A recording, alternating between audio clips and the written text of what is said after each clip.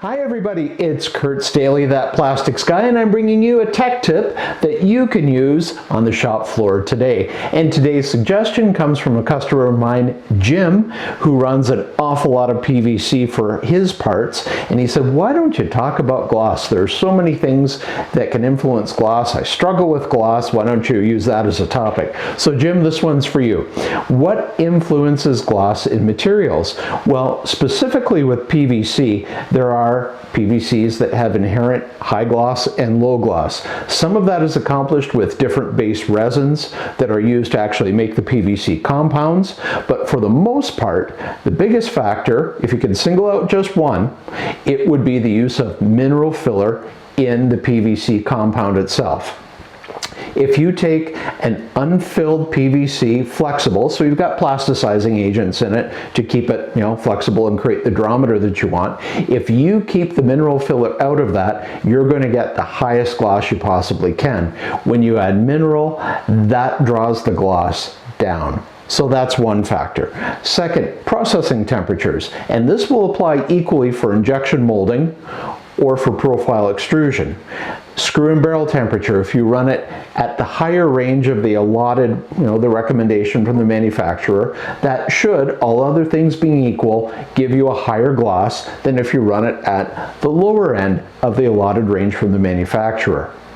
The next thing to keep in mind is the temperature of the tool. And again, for injection or for profile, if you run your mold or your die at a higher temperature, all other things being equal, that should give you a slightly higher gloss than if you ran them cool. Now, you may have to run your tool or your profile cooler to facilitate actually getting parts out of them, I understand that, but all other things being equal, higher tool temps should give you a higher gloss. And then lastly, you may want to think about the finish that you have on your tool, or making sure your die doesn't have any imperfections that could impart an unwanted mar, streak, whatever the case, on the profile coming out of it.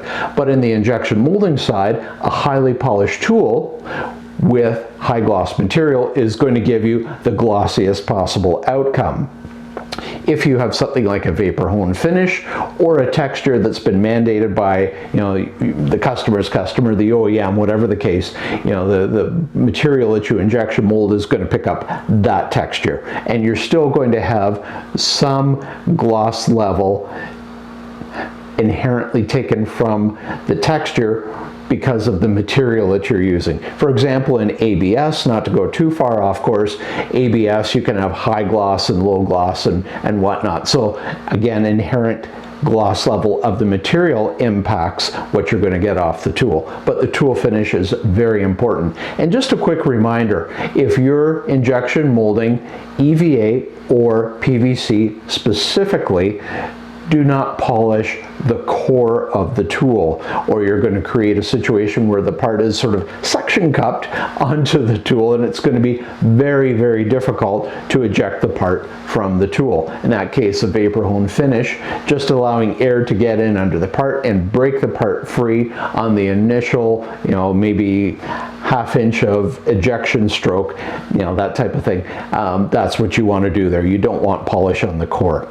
So Jim, I hope that gives you a little bit of background on what causes gloss. I know you know this, but we're having some fun today, and I appreciate the suggestion for a podcast. And that concludes today's Tech Tip Friday, and I hope you found useful and you can take this to your shop floor today.